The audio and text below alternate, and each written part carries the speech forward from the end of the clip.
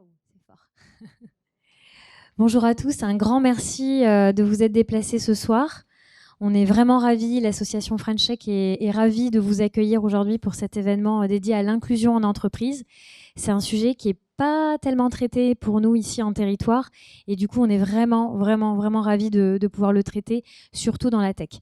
Donc encore plein de choses à venir sur ce sujet.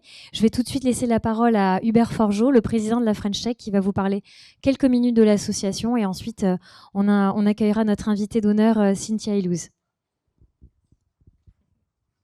Bonsoir à tous et à toutes. Hubert Forgeot, enchanté de vous retrouver ce soir pour cette soirée à impact, mon innovation, mon impact. Donc on est sur la troisième édition. Pourquoi? Parce que nous avons lancé la French Tech donc en 2020. Et donc cette année, nous fêtons les 3 ans de notre French Tech Pays Basque. French Tech Pays Basque, donc on est 150 membres, près de 300 entreprises identifiées sur le territoire donc qui portent des innovations. Qui plus est, porter des innovations, pour introduire un petit peu le sujet de ce soir, ça veut dire de penser différemment. Penser différemment, ça veut dire également inclure des profils qui ne soient pas monolithiques, justement casser cette, que ce soit des profils en termes d'école, que ce soit des profils en termes de, on reviendra plus tard dans la soirée, de profil social, de profil également territorial, sans parler des genres et également en termes de culture. C'est indispensable dans nos entreprises si on veut innover, poursuivre justement en termes d'innovation, en termes également d'attaque de nouveaux marchés, justement d'avoir et d'intégrer dans nos équipes des profils très diversifiés. Donc au-delà de comment dire de discours très banaux, côté French Tech justement on est en pleine innovation également, donc innovation en termes d'innovation de profil et de fonctionnement. Donc la French Tech Pays Basque, on soutient toutes les actions et tout l'écosystème lié à l'innovation. Donc on organise comme ce soir des événements inspirants, à impact pour nos adhérents. On organise également tout au long de l'année des keynotes et des événements également qui viennent à apporter aux entrepreneurs des réponses. On a lancé la semaine dernière le premier club French Tech Pays Basque. En 2 mots, premier club French Tech Pays Basque, c'est pouvoir accompagner des entrepreneurs sous forme d'un petit oral d'un quart d'heure. Des entrepreneurs expérimentés vont apporter des conseils à des entrepreneurs plus juniors, et donc en termes de conseils et en termes également d'échanges directs.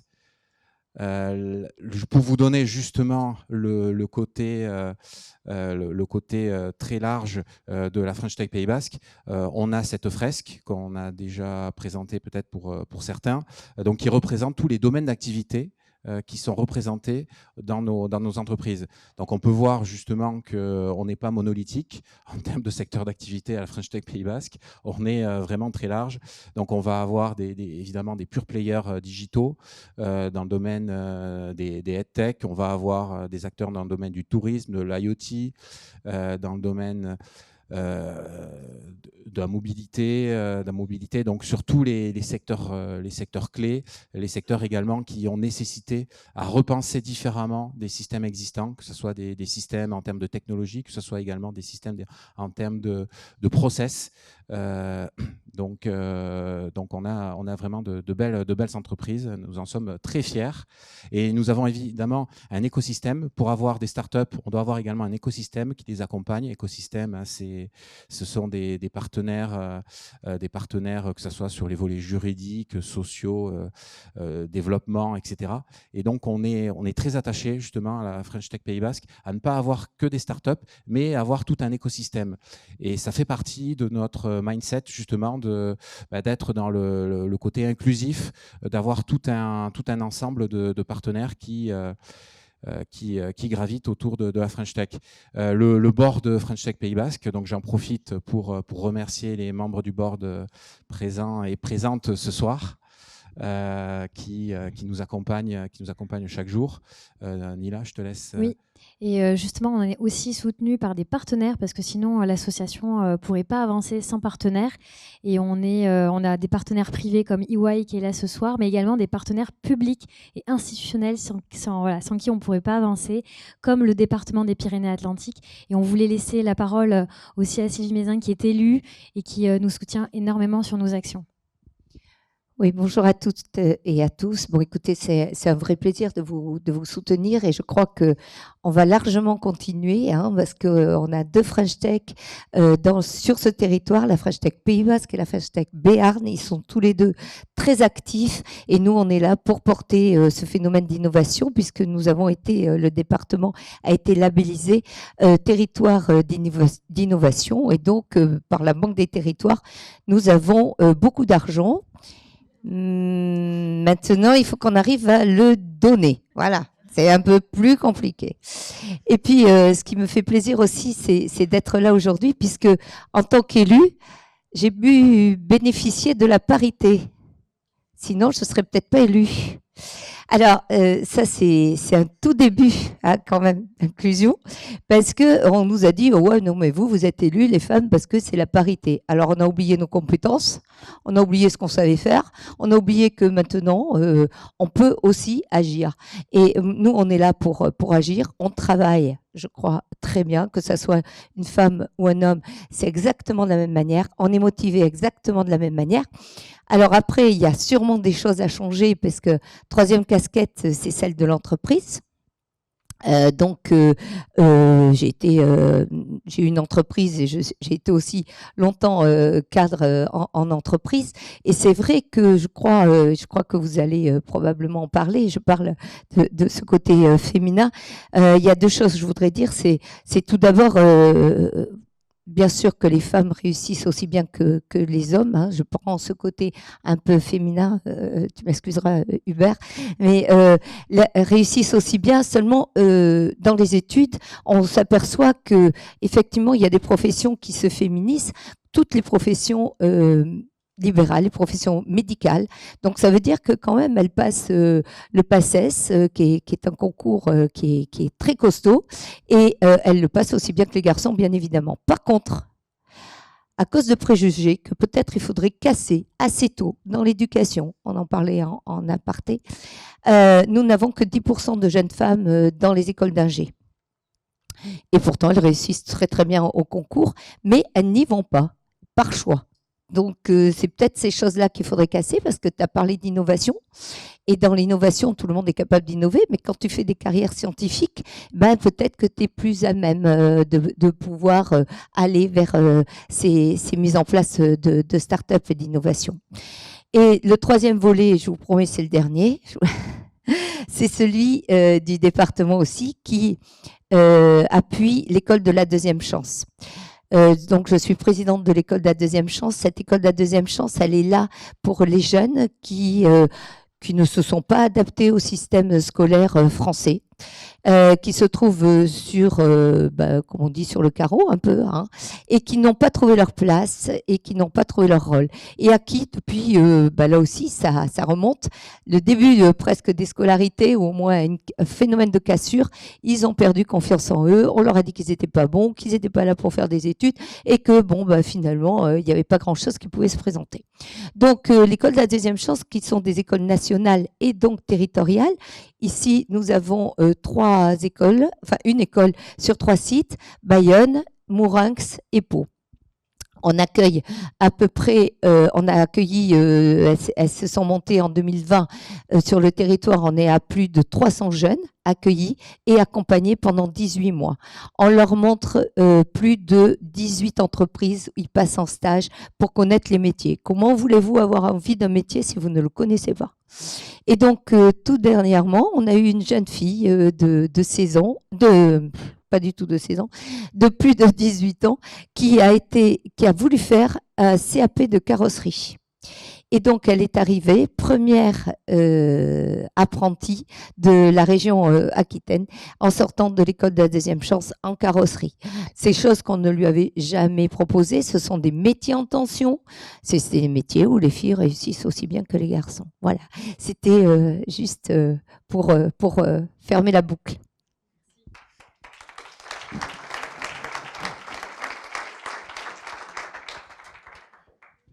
Merci beaucoup Sylvie. Et par rapport au fonds, en effet, de la Banque des Territoires, on est justement là au niveau de la French Tech pour permettre à l'écosystème de scaler, parce que ces fonds dont tu parlais, ils sont souvent bloqués parce qu'ils sont délivrés à des entreprises qui sont matures. Et donc c'est là où le territoire est encore encore des choses à faire, à encore évoluer. Et on est là pour soutenir la croissance des startups, pour soutenir les femmes qui entreprennent.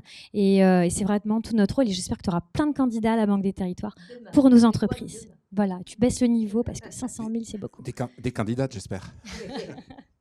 Très bien. Juste, Ila, oui. avant de poursuivre, on peut en profiter pour applaudir très fort nos administratrices du board de French Tech Pays Basque. Tout à fait. Manuela, présente ce soir. Claire. Et Marion, je crois que Marion n'est pas présente et est représentée. Elle est représentée Marion de Wittcampers, Manuela Chanfrodizier de Butterfly, grâce à qui nous avons la chance d'avoir Cynthia Elouz. Elle nous a fait cette mise en relation magique, on va en parler tout à l'heure. Et puis on a Claire Pinatel d'Expatéo aussi qui est là. Donc bravo aux administratifs, au temps que vous donnez pour cette association.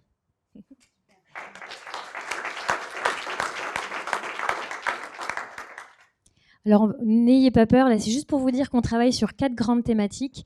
Les talents, l'expansion au niveau international, la parité et l'inclusion, et puis la transition écologique et sociale. Et le dernier, c'est le développement des entreprises innovantes dont on vous parlait tout à l'heure avec le Club French Tech, où on a donné plein de retours bienveillants à des entreprises qui ont pitché.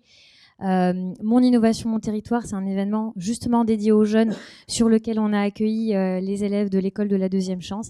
Et d'ailleurs, les retours des ateliers, c'est ceux qui posaient le plus de questions par rapport aux autres lycéens. Donc, tu vois, ils sont très curieux et puis très à même de se développer dans ce monde-là. Et puis, aujourd'hui, voilà, on est là, inspirer l'écosystème grâce à mon innovation, mon impact. Alors, la French Tech, c'est vraiment l'inclusion. L'inclusion, c'est vraiment une valeur forte de la French Tech, pas seulement ici, mais au niveau national. Et d'ailleurs, il y a un programme qui l'illustre très très bien, c'est French Tech Tremplin. C'est un programme qui est réalisé pour donner justement la chance à ceux qui sont éloignés de cet écosystème. Parce que souvent, vous allez voir dans les startups du HEC, de l'ESSEC, etc., des grandes écoles. Et pourtant, il y a plein de pépites partout, mais ils ne sont pas dans l'écosystème, ils n'ont pas toutes les connexions. Et du coup, l'idée de la French Tech, c'est vraiment de les reconnecter. Avec l'écosystème French Tech qui a réussi à être créé dans les territoires. Et donc, il y a deux programmes. Quand on a une idée et on a envie de se lancer, vous pouvez être accompagné par la capitale French Tech Bordeaux chez nous pendant 2 mois pour qu'ils vous aident. Et puis, si vous avez une start-up qui est créée en moins de 3 ans, vous avez le programme Incubation où vous êtes soutenu pendant 1 an dans un incubateur ou un accélérateur et on vous donne en plus un montant financier avec un comité évidemment qui dépend du ministère, mais jusqu'à 22 900 € pour lancer votre projet. Alors, il y a des critères, il y a des minima sociaux pour entrer dans ce programme, mais il a montré une grande réussite et des très belles pépites qui ont explosé grâce à ce petit coup de pouce du départ. Donc voilà, la French Tech s'implique aussi. Les candidatures sont ouvertes et donc on a créé une page dédiée sur ce programme dans notre site web. Vous allez sur French Tech Pays Basque et donc sur le premier onglet French Tech, vous avez des sous-onglets Programme French Tech et là vous avez French Tech Tremplin avec tous les critères d'éligibilité, toutes les informations pour candidater. Et n'hésitez pas à nous solliciter pour un courrier de soutien. Oui. On a l'habitude justement de réaliser des courriers de soutien, donc sollicitez-nous. On le fera avec grand plaisir. Voilà, un grand merci de la part des administrateurs pour votre écoute pour l'association qui organise toutes ces actions sur le territoire. Et maintenant, je vais laisser la parole à Cynthia Elouz. Donc Cynthia Elouz, c'est une personne remarquable, inspirante, que j'ai eu la chance d'interviewer tout à l'heure en podcast, donc je peux vraiment témoigner. Elle est docteure en sciences de gestion et experte en RSE.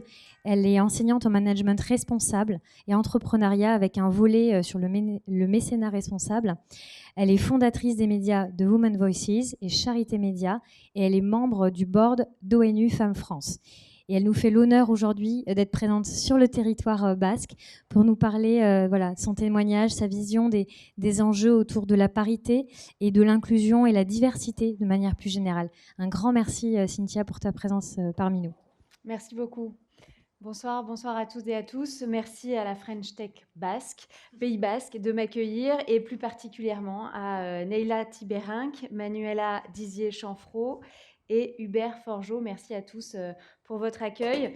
Alors, cette soirée, elle est consacrée à l'égalité. Vous l'avez compris, moi, je vais un peu plus vous parler d'égalité femmes-hommes et je vois qu'il y a beaucoup de femmes dans la salle et j'en suis ravie. Je vais partager d'abord avec vous mon parcours d'entrepreneur des médias.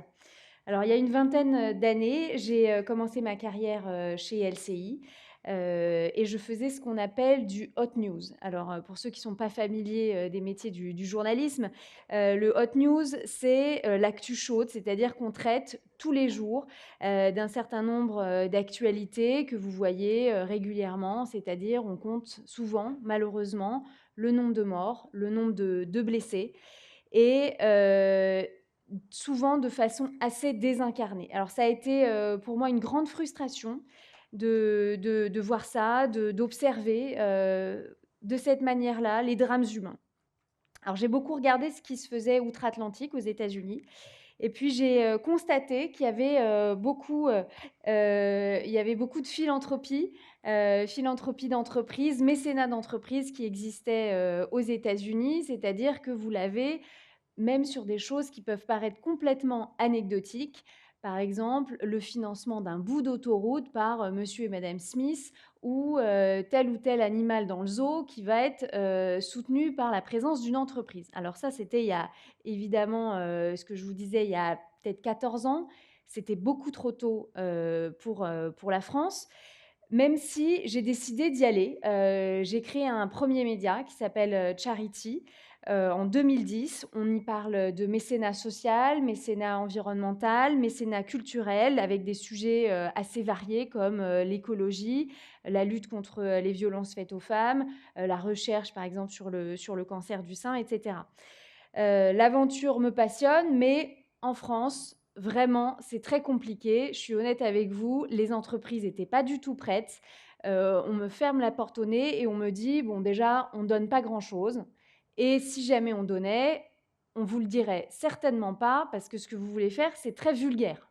Nous, on parle que de notre produit, on fait de la com produit. Évidemment, la communication responsable n'existait pas du tout. Je lâche pas. On va dire que je continue. Je sais que c'est un sujet qui me tient à cœur. Donc, pour patienter, je reprends des études. Et je vais faire un doctorat en sciences de gestion dans une université qui a une chaire qui s'appelle Marques et Valeurs à Paris 1, à la Sorbonne. Je travaille donc et je soutiens ma thèse sur la question de la RSE et plus particulièrement du mécénat des entreprises. Et entre-temps, parce que vous le savez, hein, les thèses, c'est quelques années, donc 4, 5, selon le temps que vous y consacrez. Eh bien, là, l'opinion commence à bouger. Je peux voir également, lorsque j'enseigne Manuela le disait, des sujets sur le marketing responsable, le management responsable, l'entrepreneuriat social et solidaire qui est en train de naître en France, hein, puisque la loi Pacte, au moment où j'ai commencé ces sujets-là, n'existait pas, puisque c'était 2014. Je vois une sensibilité de la jeune génération. C'est-à-dire que les choses bougent, les réseaux sociaux sont présents, on est sur une nouvelle génération, vous en avez entendu parler, cette génération Y, puis Z, les millennials, etc., qui sont très sensibles à ces questions. Et je sens que là, on commence à avancer sur ces sujets-là. Donc, l'engagement devient assez omniprésent, y compris dans les entreprises, même si au départ, on va se l'avouer, on était quand même plutôt sur du greenwashing, hein, parce que ça, c'est une question qu'on m'a souvent posée. Mais la réalité, c'est que les entreprises, elles prennent conscience qu'il y a vraiment un tournant et qu'elles vont devoir s'y coller d'une manière ou d'une autre. Donc au départ, c'est peut-être un peu forcé. On me dit souvent, oui, mais elles n'y croient pas. Est-ce que c'est réel, etc. Alors au départ, elles y sont peut-être allées uniquement parce que c'était de la publicité. En vérité, quand on est patron, il y a sans doute, ou patronne, un certain nombre de responsables ici. Au départ, vous le faites avec des bonnes ou des mauvaises intentions, mais ce que vous voulez, au bout d'un moment, c'est avoir des résultats.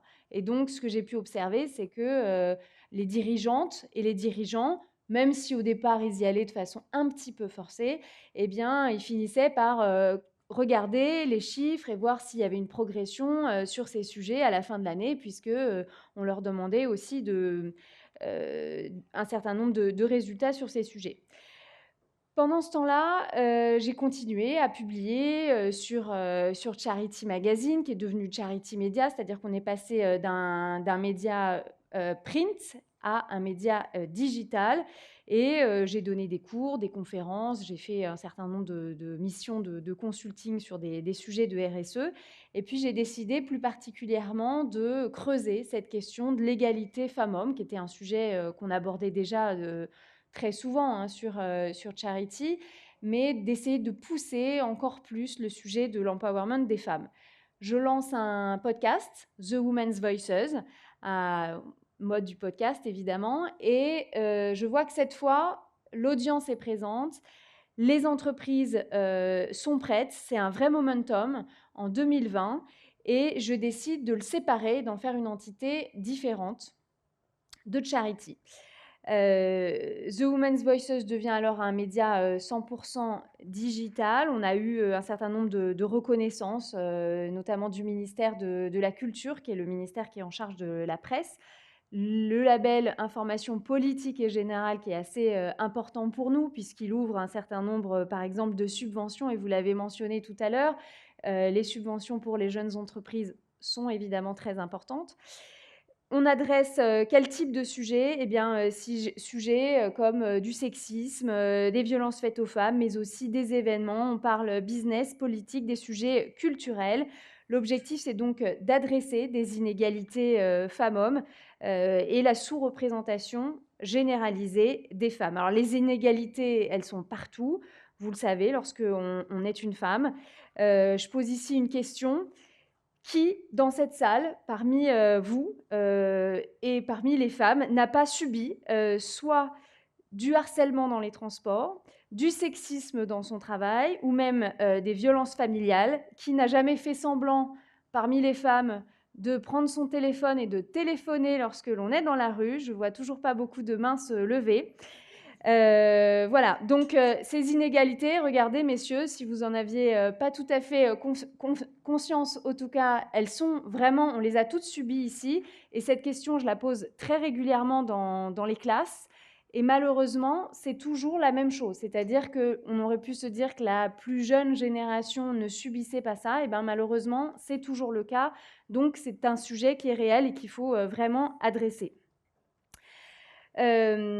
Ces inégalités, ce que je disais, elles sont quotidiennes et elles sont encore plus présentes lorsque l'on est issu de ce qu'on appelle la diversité, puisque là, c'est la double peine, comme dirait l'actrice Nadège Bossondiane, que j'aime beaucoup et qui adresse très régulièrement ce sujet. On a, dans ces cas-là, évidemment, double inégalité. Donc la question de l'égalité femmes-hommes, et puis une question du racisme qui va se poser.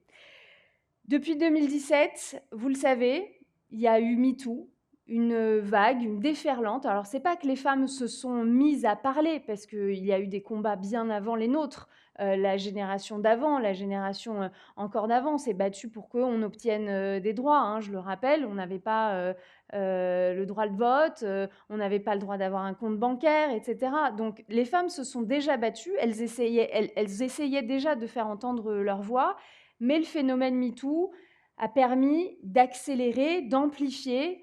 Par le biais des réseaux, on a toutes compris en fait qu'on subissait la même chose. Et ça, je pense que c'est un phénomène assez nouveau, alors qu'avant, je pense que les femmes intériorisaient beaucoup ce type d'inégalité et en parlaient beaucoup moins. Je suis au conseil d'administration d'ONU Femmes en France, qui est une émanation des Nations Unies à New York. On adresse tous ces sujets, les sujets que je viens de mentionner, hein, qui soient des sujets de violences faites aux femmes, de sexisme, d'inégalité salariale, etc. Et le constat est assez dramatique puisque l'ONU Femmes a calculé que pour arriver à une égalité réelle entre les femmes et les hommes, il faudrait un peu plus de 300 ans. Voilà, donc une nécessité absolue d'accélérer. Même si, vous le savez, ici en France, il y a un certain nombre d'initiatives qui existent, qui ont été mises en place. Il y a, je pense bien sûr à la loi Copé-Zimmermann concernant les entreprises, la loi Rixin, bien sûr, sur les quotas, l'index Pénicaud. Donc il y a beaucoup d'initiatives qui sont prises. Les politiques essayent d'avancer, mais malheureusement, on est, et vous l'avez tout à fait mentionné tout à l'heure, les femmes sont sous-représentées dans les métiers de la technique, dans les métiers de la finance, de la tech. En politique, on le sait aussi, on a une problématique, mais aussi dans les conseils de direction, les conseils d'administration, bref, toutes les fonctions, tous les métiers où on gagne quand même bien sa vie. D'accord ? Donc, les femmes sont trop peu nombreuses, vous l'avez aussi mentionné, dans la science, moins d'un tiers sur les chercheurs. Dans la tech, puisqu'on est ici à la French Tech, eh bien, vous le savez sans doute, puisque ce sont les chiffres qui sont régulièrement donnés par le collectif Sista, qui a publié ces chiffres avec le Boston Consulting Group. Seulement 2% des fonds qui sont levés vont à des projets qui sont 100% féminins. Les femmes sont en revanche surreprésentées dans les métiers dits du care, c'est-à-dire des soins, de la petite enfance, des activités qui sont bien sûr extrêmement nobles, mais qui sont malheureusement sous-payées, en tout cas ici en France. Les femmes sont aussi sous-représentées, vous le savez, dans les médias. On l'a vu d'ailleurs au moment de la crise du Covid, elles étaient très très peu présentes sur les plateaux télé, et puis tout d'un coup, on a eu l'impression qu'il n'y avait plus une femme médecin présente en France pour nous parler de ce qui se passait. Le problème d'un côté, c'est que les femmes, en général, elles seraient prêtes à prendre la parole, elles seraient d'accord, puisque vous n'avez pas, je vous rassure toutes, le syndrome de l'imposteur, mais plutôt en général celui de la bonne élève, c'est-à-dire en pensant qu'en faisant un travail bien fait, je vois certaines qui sont en train de sourire, on va naturellement reconnaître vos compétences et venir vous chercher. Donc malheureusement, souvent, ce n'est pas le cas. Et donc, vous pensez que si vous appliquez suffisamment bien dans vos activités, on va vous repérer, mais la vérité, c'est qu'il faut énormément se battre lorsque l'on est une femme. Alors, d'un côté, les femmes sont prêtes à parler, et de l'autre, moi ou d'autres petits médias, des médias de petite taille qui sont prêts à avancer sur ce sujet, eh bien, on n'a pas la possibilité de faire plus de 30, 40, 50 interviews maximum par an qu'on réserve généralement à des femmes qui font l'actualité dite chaude, ce que je vous expliquais tout à l'heure, c'est-à-dire, bref, les décisions gouvernementales qui vont, par exemple, impacter la vie des femmes, la question, malheureusement, des féminicides, et nous, on a décidé de faire un décompte des féminicides à The Women's Voices, et malheureusement, c'est donc chaque semaine 2 à 3 féminicides qu'on traite. Évidemment, ce sont des sujets gravissimes. On a des sujets beaucoup plus légers, des femmes qui sont récompensées dans la culture. On était par exemple au Festival de Cannes. On regarde le nombre de femmes qui sont réalisatrices, qui sont productrices. Là aussi, elles sont sous-représentées. Et on sait pourquoi maintenant c'est si important d'avoir une représentation des femmes dans des projets de cinéma, puisque c'est évidemment un écho à la société. C'est la parole, c'est ce que nous, on voudrait voir, et non pas...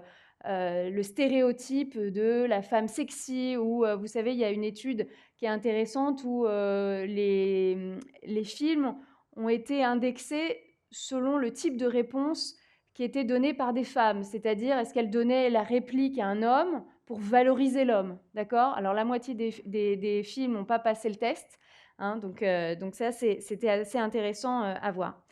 Donc voilà, ces sujets, les Oscars, etc.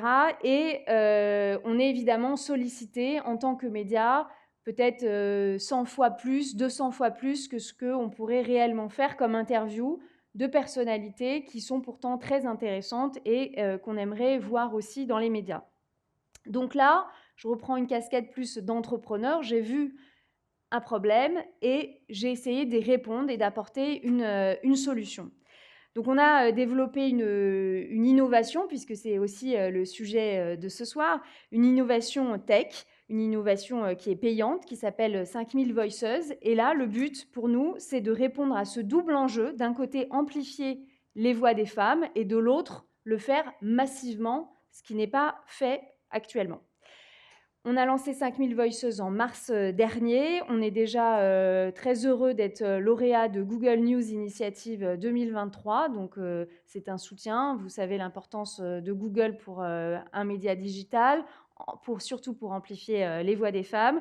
Notre initiative, elle compte aujourd'hui à peu près 250 femmes. On espère arriver à 5000 assez rapidement. On a des profils de femmes qui sont très différentes, des professions libérales, des femmes entrepreneurs, des restauratrices, des cadres dans des entreprises, je vous le disais tout à l'heure, des réalisatrices. Avec 5000 Voices, on les accompagne également avec des ateliers, par exemple sur du personal branding, sur de la prise de parole en public. Et en plus d'avoir une interview sur nos médias, sur notre site internet, notre newsletter, les réseaux sociaux, elles peuvent aussi publier du contenu tout au long de l'année parce qu'on trouvait que c'était très important que les femmes elles soient présentes, qu'elles prennent la parole, mais pas une seule fois, qu'on les voit régulièrement. C'est toutes celles qui veulent s'exprimer, qui ont des choses à dire. Et ici, il y a plein de compétences, et j'en suis certaine, que vous n'adressez pas et que vous ne partagez pas. Et ça, c'est vraiment dommage. Évidemment, en tant que média, ce qu'on souhaite, c'est qu'il y ait beaucoup de sujets qui soient adressés et qui s'adressent à une plus large audience. Notre baseline, d'ailleurs, c'est « Faites entendre votre voix ». Cette fois-ci, en tout cas, les entreprises sont prêtes, en tout cas en ce qui me concerne, pour avancer dans cette aventure. Elles ont compris que pour être plus performantes, eh bien, il fallait cette grande diversité dont vous avez parlé tout à l'heure. Il existe un certain nombre d'études qui l'ont prouvé. Les entreprises ont aussi compris et saisi l'enjeu des rôles modèles avec leurs équipes, de booster leurs compétences pour être cohérents avec des programmes qui soient des programmes de RSE, mais aussi pour répondre à des enjeux RH. Vous l'avez mentionné, de temps en temps, des métiers en tension, eh bien, il y en a de nombreux. Ça peut être des enjeux de communication. En tout cas, là, elles ont vraiment pris la nécessité et l'impératif de travailler sur la question de l'égalité femmes-hommes en entreprise. Alors, on a de la chance, nous aussi, on a un certain nombre d'entreprises qui ont pu nous rejoindre. Je le disais tout à l'heure, Engie, Accor, Mastercard, j'en cite plus que 3 pour qu'il n'y ait pas de problème. Veolia, Fondation Raja, Aurel BGC. Et donc, ce sont plutôt des grosses entreprises qui ont déjà pas mal avancé sur ces sujets et qui continuent à le faire. On a des plus petites aussi qui nous rejoignent et qui souhaitent avancer sur ces questions. Ce sont des entreprises partenaires et avec qui, on va dire, j'avais eu de la chance d'échanger déjà depuis plus de 10 ans avec Charity. Donc, c'est vrai que nouer une question de confiance sur l'engagement, c'est très important parce que les gens ont toujours peur que vous fassiez du greenwashing, en tout cas quand vous parlez d'engagement à des personnes qui ne vous connaissent pas. Et c'est vrai que lorsqu'on travaille depuis 10 ans, 15 ans sur ces sujets-là, bon, les gens se retrouvent assez vite compte que votre engagement est réel. Alors, du côté des entrepreneurs aussi, l'initiative 5000 Voices a fort écho. On a des femmes qui ont besoin soit de notoriété pour se lancer, soit pour défendre leurs idées, soit pour promouvoir leurs produits, leurs services. Elles nous rejoignent, elles boostent leurs activités. Elles bénéficient aussi d'un réseau fort tout en étant dans les médias. Et d'ailleurs, j'ai eu la surprise et le plaisir en voyant le programme de ce soir qu'une des membres de 5000 Voices, Naïma Selouane, était présente dans la table ronde qu'on entendra juste après. Alors, ce qu'on essaye de faire avec 5000 Voices, c'est construire une communauté forte de femmes qui ont envie d'avancer, de faire bouger les choses, qui s'entraident, des femmes qui ont des projets innovants, qui contribuent aussi à une vision différente de la société, parce que évidemment, c'est ensemble qu'on pourra faire bouger les choses pour nos enfants, nos petits-enfants, puisque malheureusement, je pense qu'on n'adressera pas de notre vivant l'égalité femmes-hommes. On a aussi besoin d'avoir des hommes qui soient des alliés dans cette aventure de l'égalité femmes-hommes. Ils sont tout à fait prêts à avancer lorsqu'on travaille avec eux, lorsqu'on leur explique les sujets. Il ne s'agit pas de monter les uns contre les autres. Je n'irai pas faire de politique ici puisque je ne connais pas vos avis, mais l'idée, c'est pas de se dire c'est les uns contre les autres. Il faut vraiment embarquer les hommes sur ces sujets-là et se dire que on ne dit pas ça et on ne fait pas ça sur les violences faites aux femmes, en l'occurrence, puisque c'est un des grands sujets, parce que on pense que tous les hommes sont méchants ou que tous les hommes sont des violeurs. Mais messieurs, sachez qu'il suffit qu'il y ait un homme dans une équipe pour emmerder et harceler non pas une femme ni deux, mais 50 femmes dans l'entreprise si personne ne fait rien. Donc c'est pareil dans le métro, c'est pareil malheureusement sur les questions des violences. Donc on a besoin d'être une grande communauté à se mobiliser aussi sur ces sujets.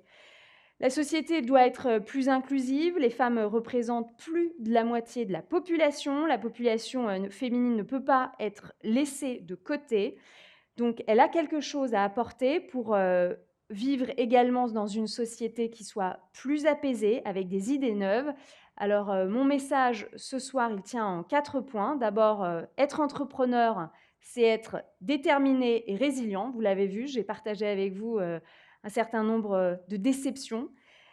2, c'est savoir aussi s'écouter. Lorsqu'on a identifié une problématique claire et qu'on a trouvé une solution précise à apporter, eh bien, il faut avancer. Si vous êtes une femme, faites impérativement partie de réseaux, je dirais même faites partie de plusieurs réseaux pour vous créer une communauté d'entraide, d'amis, de clients.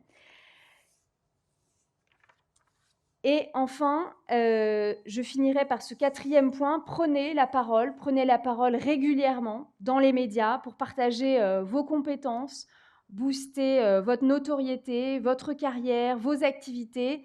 C'est impératif et nécessaire désormais, notamment sur les réseaux sociaux. Alors, vous pouvez bien sûr nous rejoindre The Women's Voices, vous abonner à la newsletter pour suivre tous les sujets dont on a parlé à l'instant. Vous pouvez aussi rejoindre notre initiative 5000 Voices si vous avez envie à un moment donné de booster votre notoriété et carrière. Et nous pourrons travailler ensemble à une société qui soit beaucoup plus égalitaire, qui laisse enfin aux femmes les places qu'elles méritent. Merci beaucoup.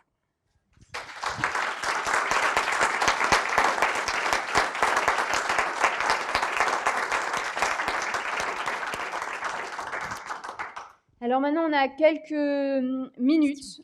Si vous avez des questions, je serais ravie d'y répondre avant qu'on enchaîne sur la table prochaine. Est-ce que vous avez des questions?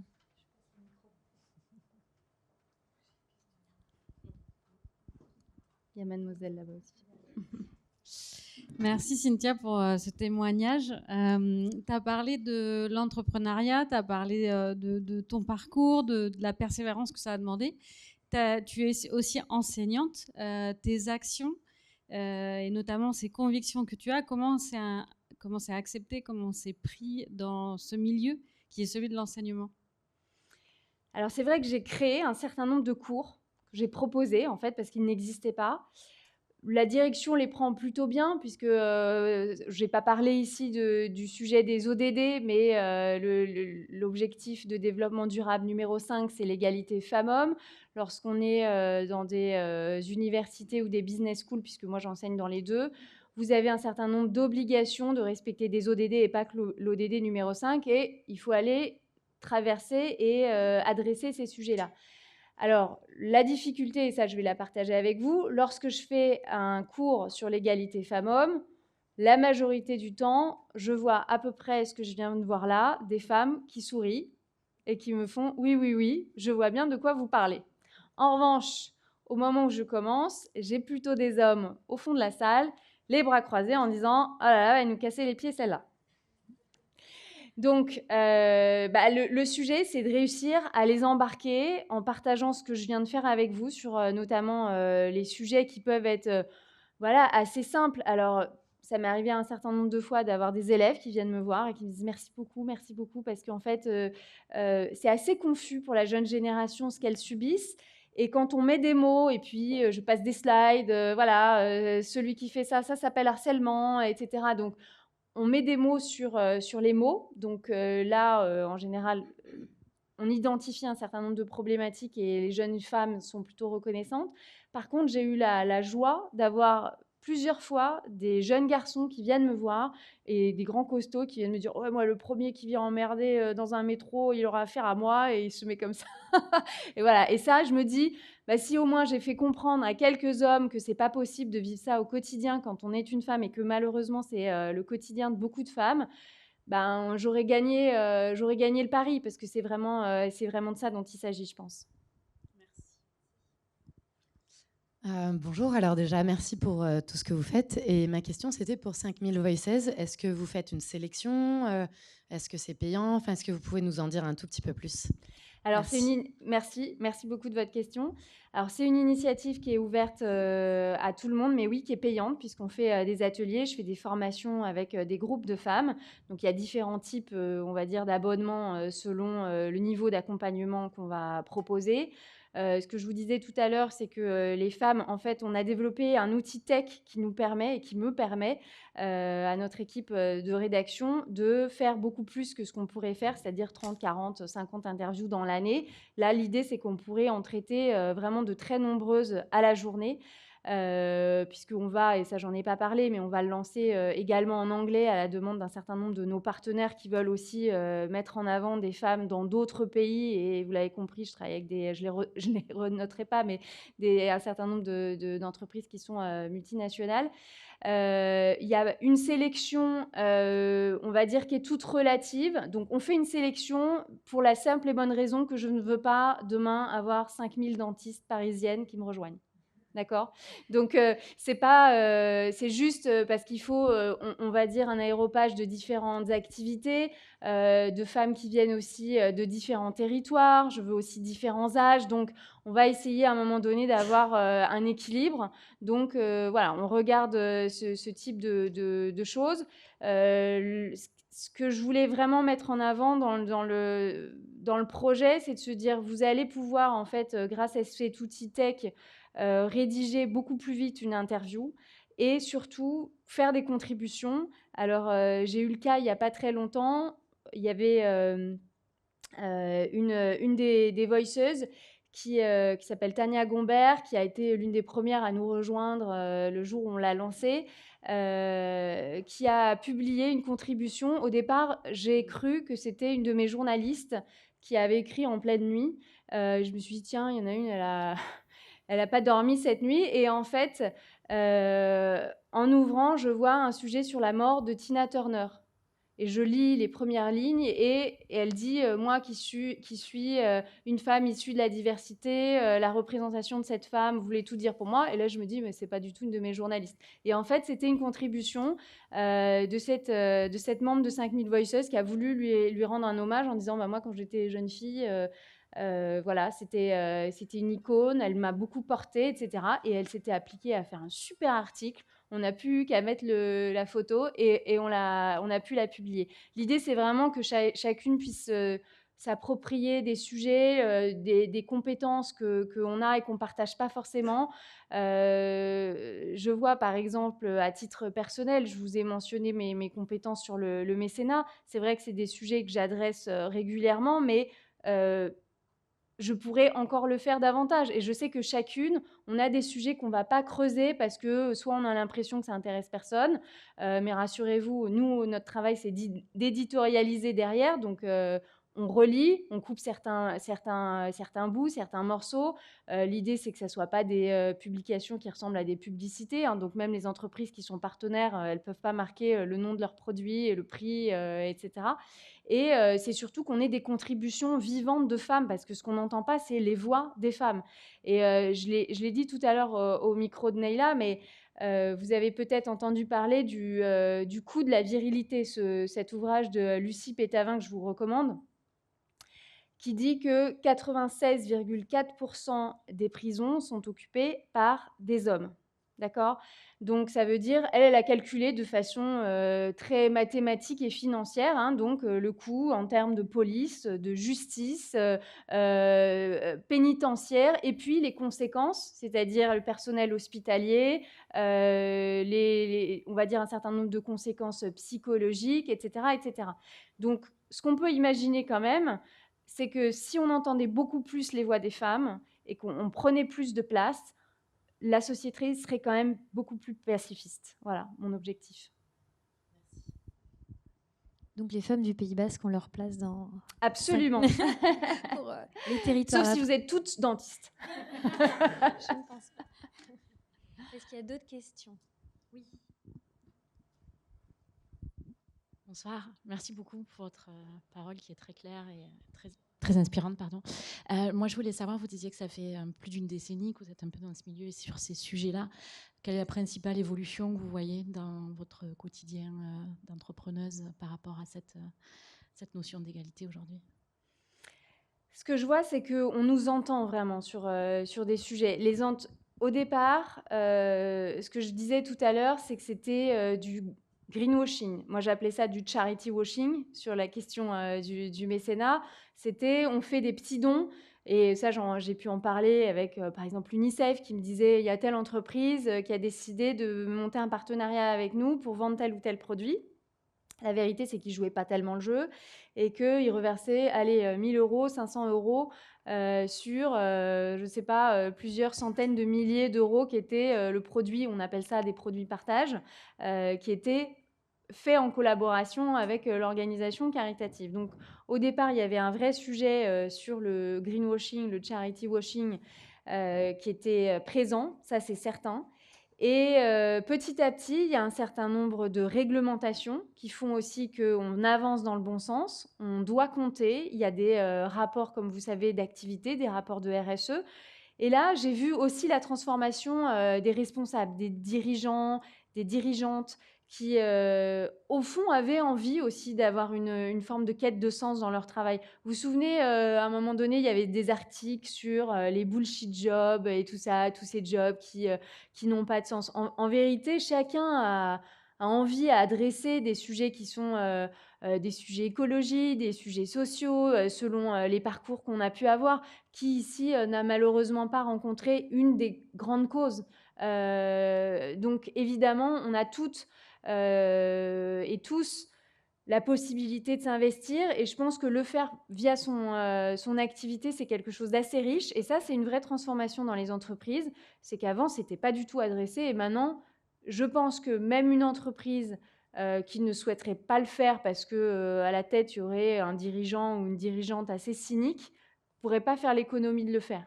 D'ailleurs, c'est devenu même de temps en temps l'inverse, voire un peu grotesque.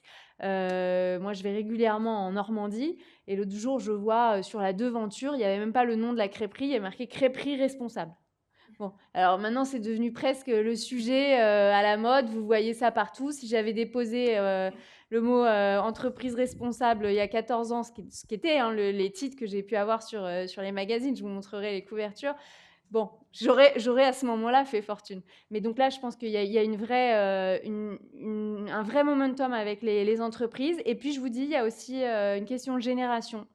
Et ça, c'est assez formidable parce que je vois vraiment qu'avec les jeunes, puisque moi, je vois aller entre 400 et 500 jeunes par an dans les cours et conférences.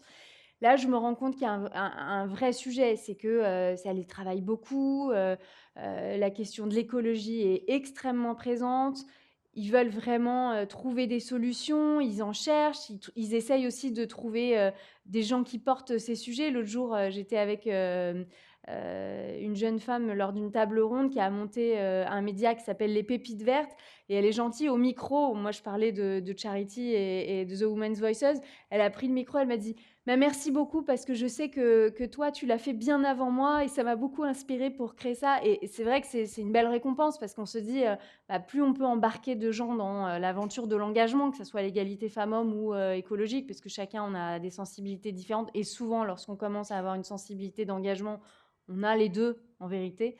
Voilà, je pense qu'il y a aussi une question de génération qui va permettre d'accélérer, j'espère, le travail vers l'égalité femmes-hommes, en tout cas, puisque c'est celui dont je parlais un peu plus ce soir. Un grand merci, Cynthia, d'amplifier la parole des femmes plurielles. Et du coup, on va essayer de donner des clés, nous, à nos entreprises du Pays Basque, pour pouvoir poursuivre et continuer cet engagement à travers des exemples de femmes et d'hommes qui se sont engagés et qui vont nous inspirer sur des choses qu'on peut faire pour que vous soyez encore plus alignés dans vos entreprises avec voilà, ce que vous avez envie d'exprimer, ce que vous avez envie de transformer aussi autour de vous au niveau social. Et donc j'ai le plaisir maintenant d'accueillir les entrepreneurs et entrepreneuses donc, de cette table ronde. Donc Cynthia, je t'invite à rester, tu vas être notre éditorialiste commentatrice. Et puis j'invite donc Cyril Guessot, qui est voilà, le patron d'une très belle ETI qui va vous scotcher, vraiment. Moi, cette entreprise m'a scotché, son parcours.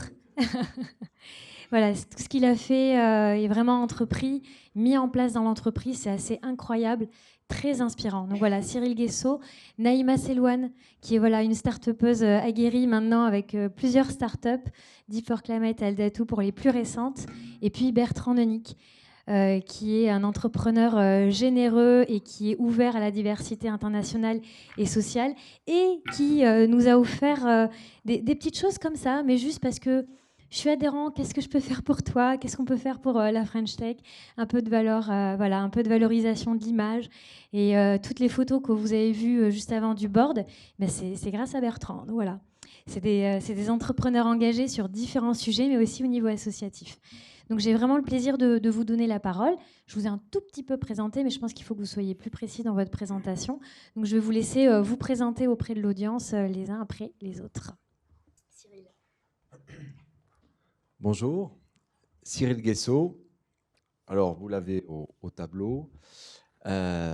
Cofondateur de l'ETI, l'entreprise de taille intermédiaire FMS, Facility Multiservice, basée dans les Landes, juste à côté. Pas basque, hein, mais on a des établissements au Pays Basque.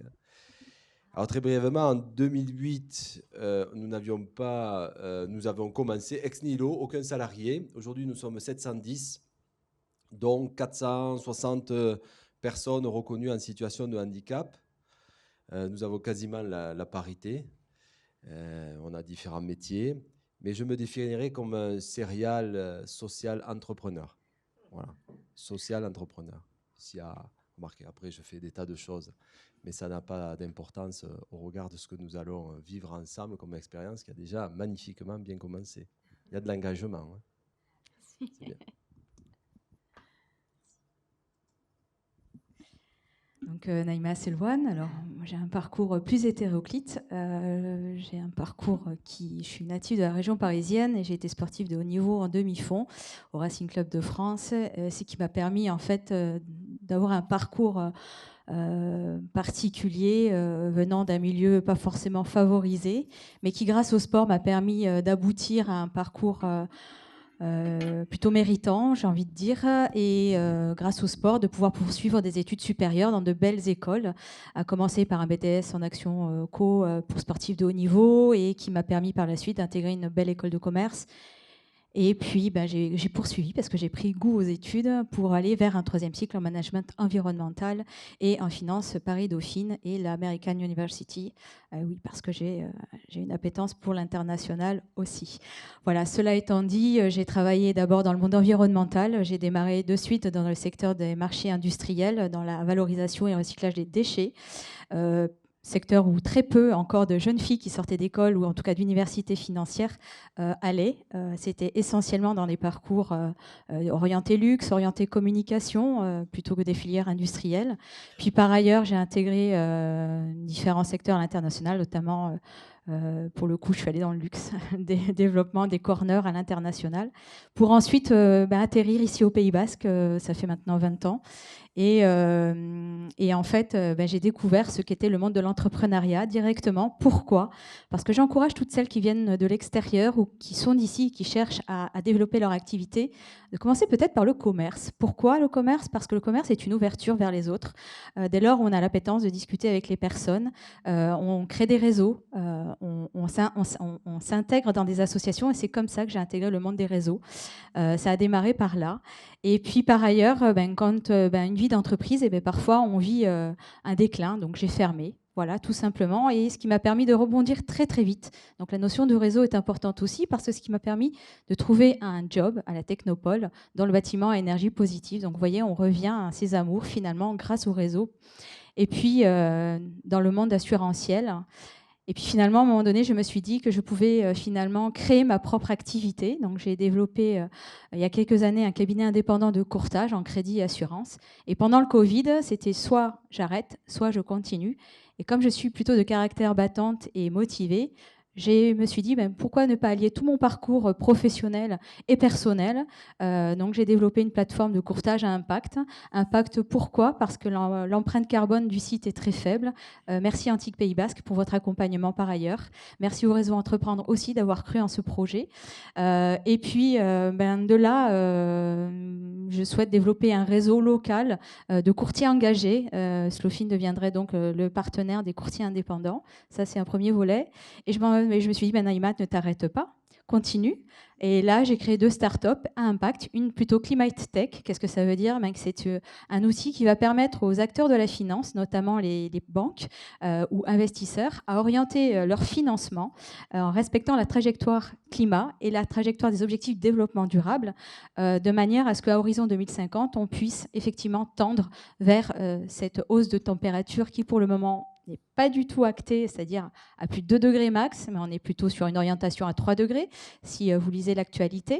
Donc, que faire? Donc, je me suis dit, dans mon secteur d'activité, c'est la finance, c'est le crédit. Je reste sur ma ligne directe, je reste sur ce sujet-là, et je me dis, effectivement, j'ai un problème, j'essaie de trouver une solution, comme tu as dit, Cynthia, et comment accompagner finalement ces acteurs-là à aller vers de la décarbonation des financements. Premier volet.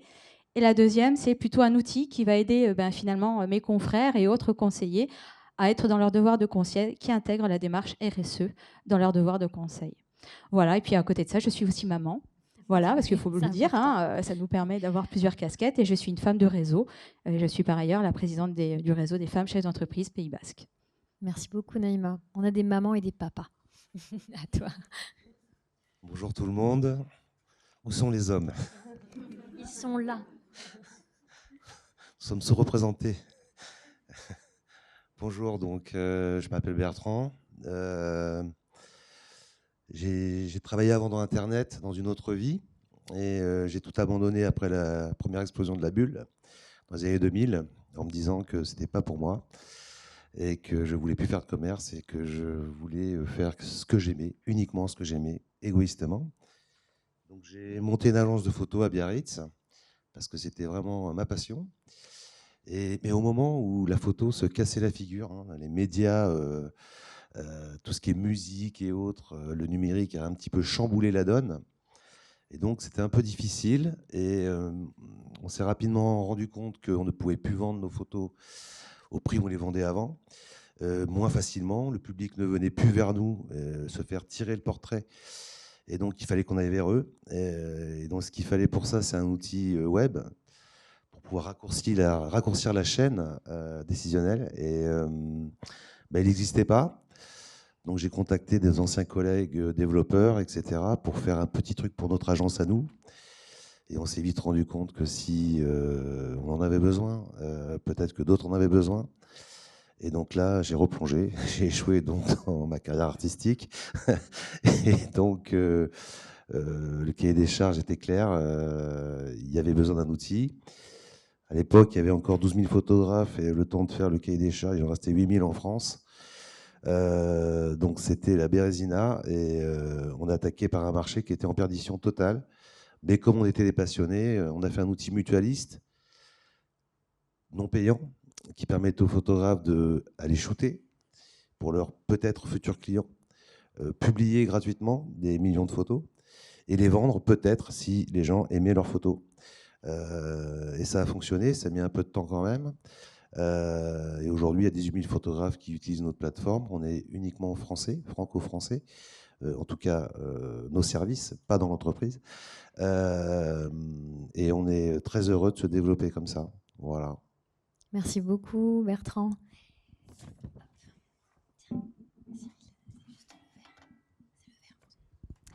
Alors du coup, je vais adresser la première question à Cyril pour cette table ronde. Quand on parle d'entreprise, et c'est ce que tu m'as dit quand on a échangé, on pense tout de suite à des mots qui vous reviennent tout de suite. Quand on dit entreprise, on pourrait faire un focus group. Et ce qui revient, c'est productivité, rendement, efficacité, rentabilité. Voilà, c'est des mots qui sont souvent associés à l'entreprise. Et finalement, ce n'est absolument pas contradictoire avec une personne qui peut être en situation de handicap et qui a une déficience, puisque cette déficience ne veut pas dire que le capital humain derrière ne va pas être productif, ne va pas pouvoir apporter une valeur à cette entreprise. Et je voulais savoir, Cyril, si tu pouvais partager avec nous et avec l'audience comment tu as fait chez FMS pour flexibiliser, pour apporter de la flexibilité au travail, pour que chacun puisse avoir sa place et s'exprimer à travers le travail. Très bien, vaste programme. Alors, je ne l'ai pas dit, c'est comme ceci, ouais. Je ne l'ai pas dit, mais face à vous, je suis en situation de handicap. Alors, comme 90% des handicaps ne sont pas visibles, j'en fais partie. En 99, j'ai eu un accident de la vie. J'étais jeune étudiant, lycéen, pas brillantissime. Et j'ai fait un job d'été qui a mal tourné. J'étais sport-études rugby. Donc, ça a mis un terme à ma carrière. Bon, je ne suis pas une perte pour le rugby français, je vous le dis de suite. Là non plus, j'étais pas brillant non plus. Bon, peu importe. En tout cas, ça vous change complètement la vie. Mon premier job, c'est contrat aidé, aide éducateur, emploi jeune. Je ne rentrais pas dans toutes les cases. Parce que la question que je vous aurais posée tout à l'heure, s'il y avait eu encore un peu de temps, c'est pour vous la définition de ce qu'est être inclusif. Parce que c'est un véritable sujet important. Nous sommes nombreux dans cette salle à avoir eu une éducation normative. Il faut être à la bonne classe, il faut être au bon endroit, avoir la juste moyenne. Sans quoi on se pose la question, ai-je ma place? Et parfois on ne se sent même plus exister. Nombreux sont les personnes victimes de situations de handicap qu'elles subissent. Moi, ce n'est pas mon cas, je ne le subis pas devant vous, mais qui parfois s'interrogent sur le sens d'exister. Et je pense que vous en avez parlé tout à l'heure dans votre propos, les dégâts qui peuvent être faits dans notre société, qui est dans une normalisation à marche forcée, au bon endroit, au bon âge, le bon sexe, tout ce qu'on ne se dit pas, et qu'on voit véritablement toutes ces problématiques liées à la norme, formelle ou informelle. La société inclusive est celle qui s'élève contre l'emprise excessive des normes, qui prescrivent, certes, les normes, surtout dans les entreprises, qui proscrivent les mauvaises pratiques, soi-disant, mais qui embolisent l'expression singulière de chaque silhouette humaine. Il est là le défi, d'être inclusif. Je reviens sur la performance en entreprise que tout le monde connaît, alors, qui est formalisée dans le schéma que vous avez, classique, fortement utilisé en contrôle de gestion, que ce soit dans les établissements privés ou publics, c'est la même chose. Objectif, résultat, moyen. Et produire un livrable, de la richesse. C'est aussi simple que ça, l'entreprise, telle qu'elle est définie, jusqu'à il y a longtemps. Et puis, vous avez des pionniers, des pionnières qui arrivent à trouver des nouvelles voies. Donc, pour revenir sur ce sujet-là, brièvement, on fixe des objectifs, on a des résultats. Le rapport entre les objectifs et les résultats se nomme efficacité. Nous sommes tous efficaces. Aucun souci. Des objectifs aux moyens qui sont alloués, chaque chef d'entreprise, chaque entrepreneur, chaque salarié, peu importe qu'il le fasse collectivement ou individuellement, ce rapport entre les objectifs et les moyens impartis s'appelle la pertinence. Très bien. Et nous arrivons au sujet qui impacte toutes les entreprises et cette notion de compétitivité. Que nous le voulons ou que nous ne le voulons pas, nous sommes dans un système qui est ce qu'il est, dans des systèmes de marché, dans des systèmes comparés, avec des prix, avec un marché, encore une fois, soutenu par des systèmes financiers, qui fait qu'il va falloir être efficient. Et là, nous touchons à quelque chose qui, malheureusement, crée beaucoup d'exclusion, de plus en plus d'ailleurs. C'est la fameuse efficience. Alors j'en vois ici parmi vous dans la salle qui sont comme moi, en situation de handicap, sauf que vous portez des lunettes ou des lentilles. Les lunettes sont un objet d'esthétique, c'est vrai aujourd'hui, avec des belles marques, etc. Sauf que c'est un objet de compensation de votre déficience visuelle. Entre vous et moi, si j'enlève mes lunettes, là déjà je commence à froncer les sourcils. Si, pour avoir un acte professionnel efficace, je dois lire les mots qui sont en dessous de pertinence, ben, j'y arrive pas. Je vais devoir me rapprocher. Et comme tout le monde dans cette salle, comme nous d'ailleurs, en règle générale... J'ai bien sûr des lentilles. Vous avez des lentilles. Oui, mais on est nombreux. Hein. Il y a 1,3 milliard d'êtres humains dans l'humanité qui sont atteints d'une situation de handicap. C'est la plus grande minorité statistique de l'humanité. 125 millions de personnes en âge de travailler en Europe en 2025 seront confrontées à cette situation-là. Et en plus de ça, si on considère que dans tous les pays en voie de développement qui n'ont pas d'institutions, qui n'ont pas d'aidants ou d'accompagnement spécifique, ce sont les proches qui s'occupent des personnes et qui sont confrontés au quotidien à ces mêmes situations de manière indirecte. Ce qui fait que vous avez quasiment plus d'un tiers de l'humanité qui est confrontée au quotidien aux situations de handicap. Je reviens sur le sujet des lunettes. Nous sommes donc tous, dans le monde entier pour le coup, ça c'est une règle, payés à l'heure. Si moi je mets plus de temps pour aller lire l'information que vous avec vos lentilles, vous êtes plus efficiente que moi. Et je suis déficient. Je remets mes lunettes et nous revoici avec au moins, à minima, une égalité des chances. Le tout, c'est de savoir ce qu'on fera de cette information, vous et moi. Alors, elle est plus performante que moi, je le sais, mais bon. J'essaye d'élever mon niveau. Non, moi je parle avec un handicap, hein, je suis une femme. Vous avez compris, c'est que souvent, c'est plus dur pour nous. Malheureusement, statistiquement, c'est voilà, vrai. Voilà. Je ne peux pas vous dire le contraire. Justement, on est là pour essayer d'éclairer et de donner les pistes d'une éthique de vie et d'entrepreneuriat. Social ou pas social d'ailleurs. Bon, ça n'a rien à voir avec ça. Mais sur l'efficience, ce qui est intéressant, c'est lorsque vous embauchez des personnes qui sont en situation de handicap et pour le coup éloignées de l'emploi sans qualification dans l'emploi qui vont intégrer votre entreprise, ce qui est le cas de l'entreprise Facility Multiservice que nous avons cofondée avec Fabrice Abadia, et que vous travaillez pour un grand nom de l'aéronautique mondiale qui a signé une commande, je ne peux pas le nommer, une commande de 500 avions pour l'Inde. Donc là, avec l'actualité, tout le monde devrait savoir de qui je parle. Et que nous participons aujourd'hui à la conception de ces mêmes avions bas carbone, en intervenant sur des systèmes 3DX de Dassault Systèmes. Sur le PLM, on en contribue modestement, un tout petit peu. On a à peu près 150 salariés qui travaillent dessus. Ce qui signifie que des personnes qui sont en situation de handicap très éloignées de l'emploi arrivent à créer suffisamment de richesse pour le compte de ce grand industriel mondial, européen, basé non loin d'ici, à quelques heures de route. Et pourtant, sur le papier, pas de qualification, pas de diplôme, et en situation de handicap. Quelle que soit la situation de handicap. Alors, qu'est-ce qu'un handicap ? C'est une rencontre entre une déficience avérée, pour le coup ma vision, et un contexte, ce que je dois lire. Et donc j'ai deux solutions pour compenser, pour bien comprendre ce que c'est les situations. Je parle de situation, c'est-à-dire c'est une définition relativiste. Parce que parfois il n'existe aucune situation où je suis libéré de mes empêchements. Je parle par exemple des troubles de autistique canaire, dont les femmes sont majoritairement confrontées. C'est souvent les mamans qui gardent les enfants et qui s'en occupent. Souvent, c'est les mamans. Les aidantes. Exactement. Qui sacrifient totalement une partie de leur existence. Mais c'est difficile d'ailleurs d'utiliser ce terme de sacrifier, parce que c'est un amour.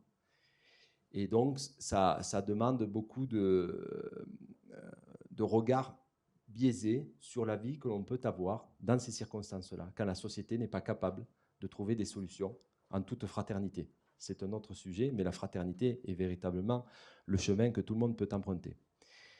Donc je reviens sur cette notion d'efficience. Donc vous avez donc là la déficience qui est compensée, mais si je reste comme ça et que je n'ai pas mes lunettes, que je les oublie sur mon téléphone portable, si je fais ça de manière digitale, j'arrive à mettre le contexte à la dimension de mon besoin.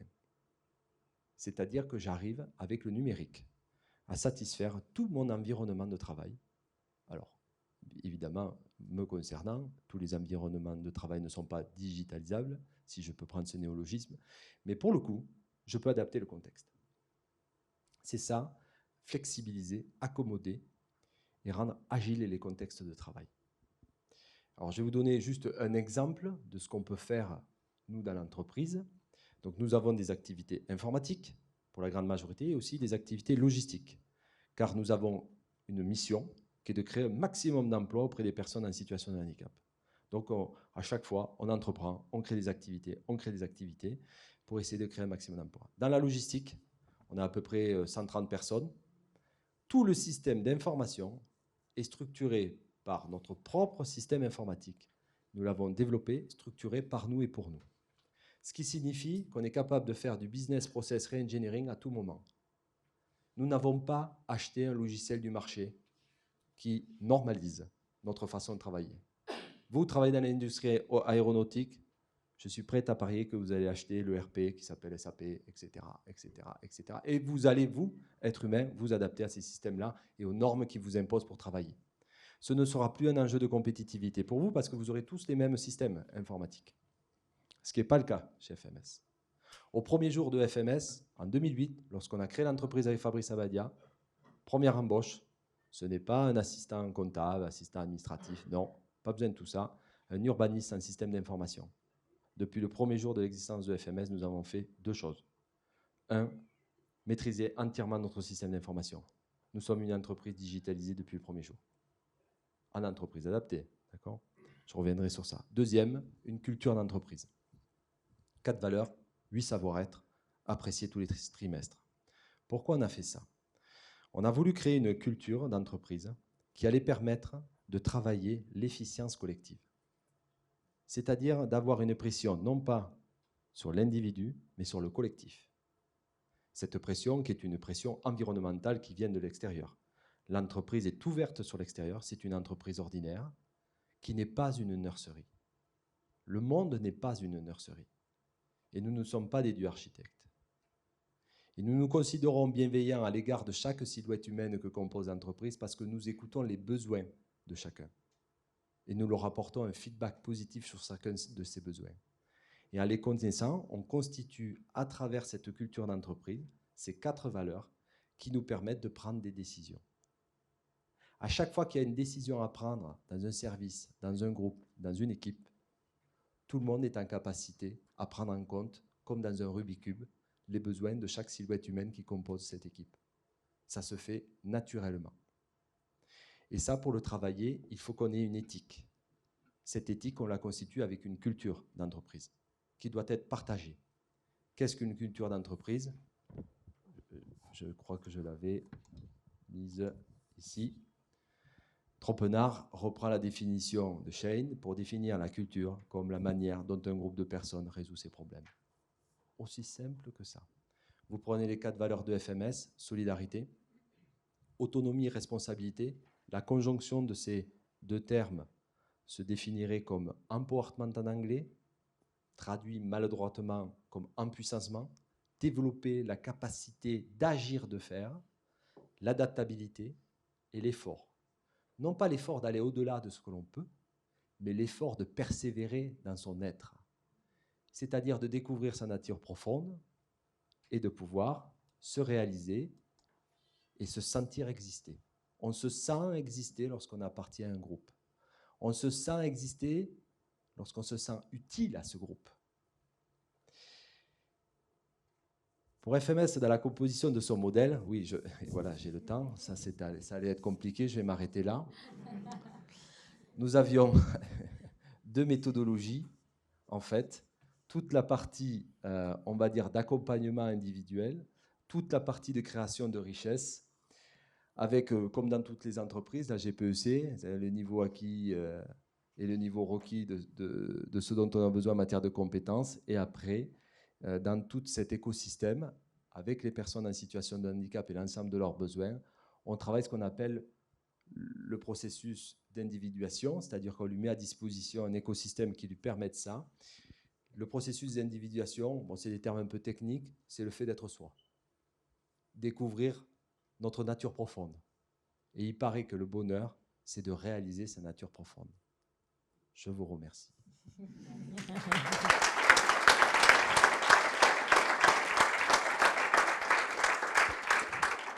Merci beaucoup Cyril, désolée de te presser, mais tu vas pouvoir du coup tout à l'heure pour la deuxième question développer et tu nous diras voilà, que ça peut prendre 1 an à 2 ans et que tu capitalises sur l'humain avant qu'il soit productif, que ça peut prendre du temps, mais c'est un temps qui n'est finalement pas une charge à la manière comptable d'une vision comptable, mais qui est vraiment un investissement sur le capital humain, et tu reviendras là-dessus.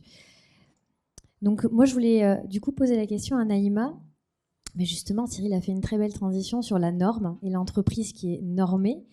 Les femmes aussi, elles doivent arriver dans un monde, et notamment dans le monde de la finance et du financement, qui est très normé. Et donc, on a ce sentiment qu'il faut parfois casser les codes et que voilà, ça demande aussi un investissement personnel pour une femme de casser les codes. Est-ce que tu peux nous dire un petit peu voilà, ta place dans ce chemin et notamment sur le chemin du financement de l'entrepreneuriat féminin? Alors, difficile de passer après Cyril, parce que, waouh, bravo, parce que faculté d'adaptation, bravo. Alors, effectivement, le sujet du financement, mais ça touche les femmes, mais ça touche aussi les hommes, puisqu'on parle de société inclusive, ou en tout cas de parité ou d'égalité. Certains sont plus favorisés que d'autres aussi, en tant qu'hommes, selon leur parcours, malgré les bonnes idées. Mais chez la femme, c'est vrai, voilà quelques chiffres révélateurs. Moi qui suis dans le secteur de la finance, qui ose et qui œuvre pour qu'il y ait plus de femmes dans la tech et le numérique, et notamment dans le secteur des fintech, il n'y a qu'à voir ici à la Technopole, ou en tout cas à la French Tech Pays Basque. J'ose même pas demander combien nous sommes. Voilà, donc c'est assez révélateur, et il y a une concentration à Paris et ensuite en province, ça fait pchit. Donc en fait, c'est de se dire, effectivement, on a des barrières à l'entrée. Comment rompre ces barrières à l'entrée? Malgré les parcours, malgré nos compétences, malgré nos savoir-faire, malgré nos réseaux, on a parfois, on se heurte à des décisions et des décisionnaires. Et je pense que vous l'avez déjà tous observé, hein, quel que soit la taille d'entreprise, parfois les décideurs, eh ben, ce sont des hommes encore. Pourquoi? Parce qu'en fait, nous aussi, les femmes, on n'ose pas emprunter, après nos études supérieures, des voies plutôt financières ou technologiques.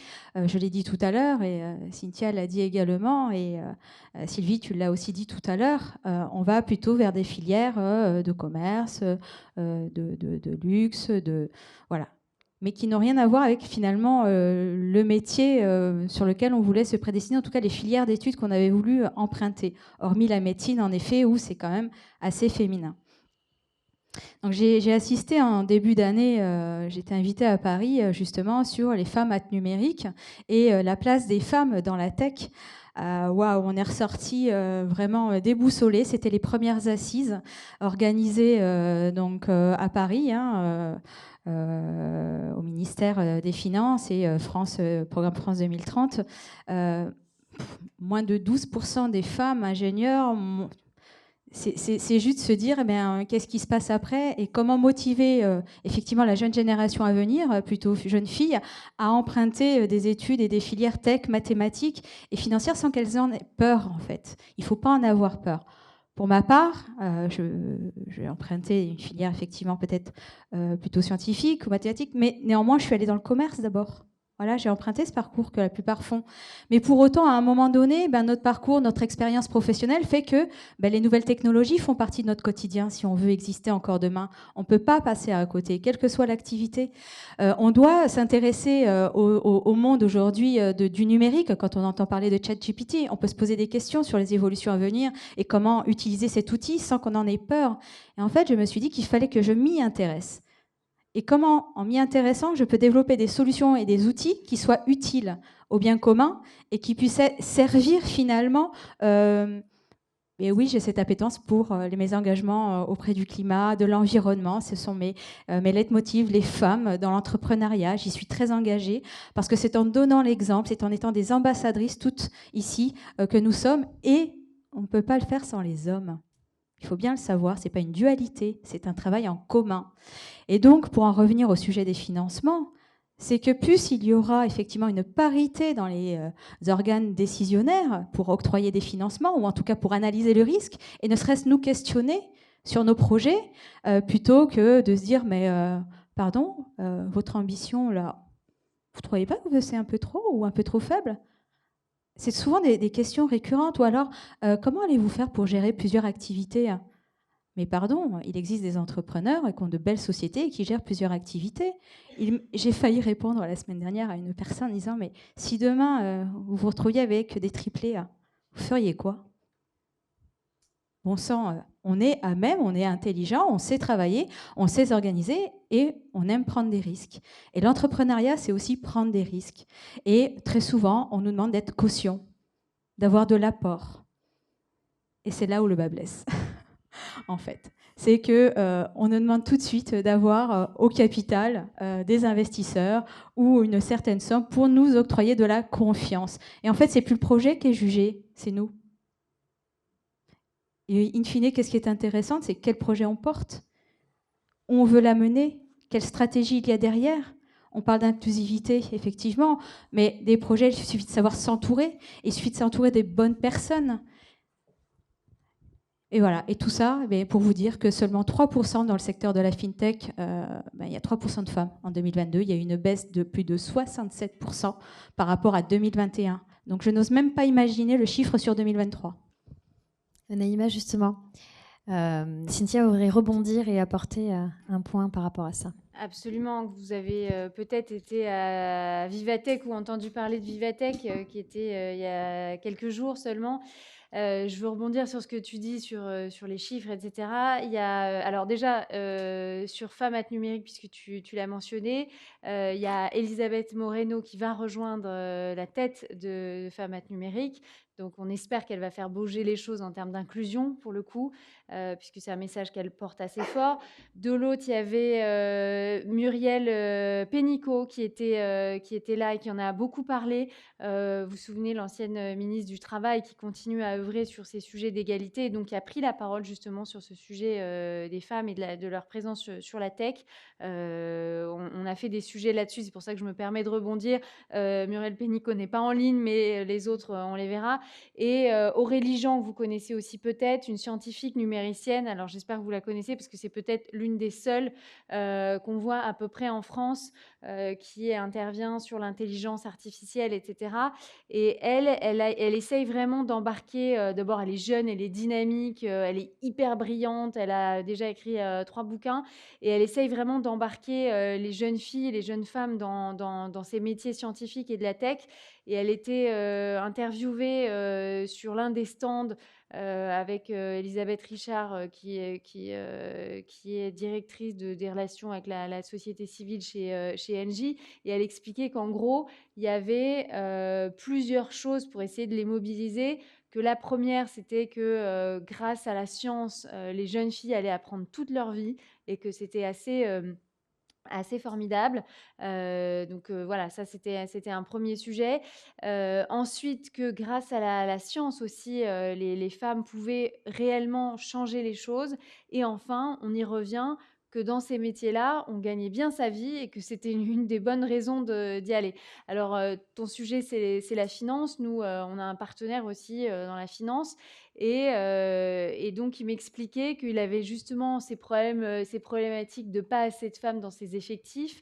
C'est une société qui fait du courtage en finance, Aurel BGC.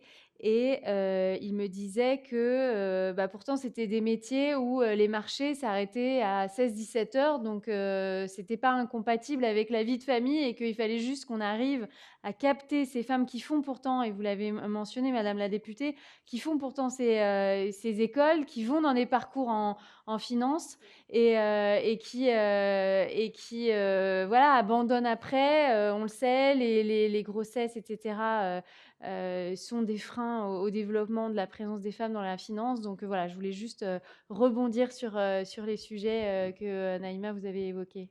C'est une réalité puisque ça a été évoqué. Effectivement, les femmes dans la tech sont très recherchées et très bien payées. Ce sont des secteurs qui rémunèrent.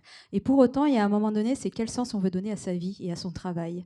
C'est que tous ces éléments-là, quel que soit l'établissement dans lequel on va travailler, il faut aussi que l'employeur donne envie et mette en place des choses qui puissent attirer les talents.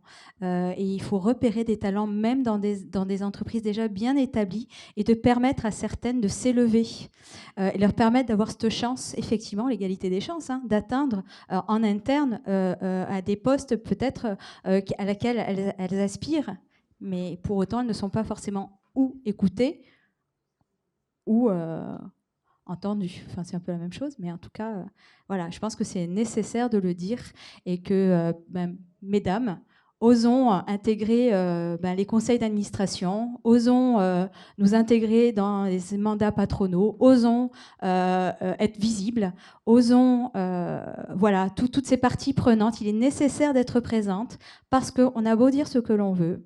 Si en face de nous, on aura toujours des décideurs, excusez-moi messieurs, mais c'est pas du tout, je suis pas une féministe et je suis pas dans la dualité, mais on construit ensemble, c'est de prendre les places que nous méritons de prendre et d'être présente de manière à ce qu'on soit aussi entendu et que nos problématiques puissent être entendues et surtout être entendues et en même temps être compréhensibles.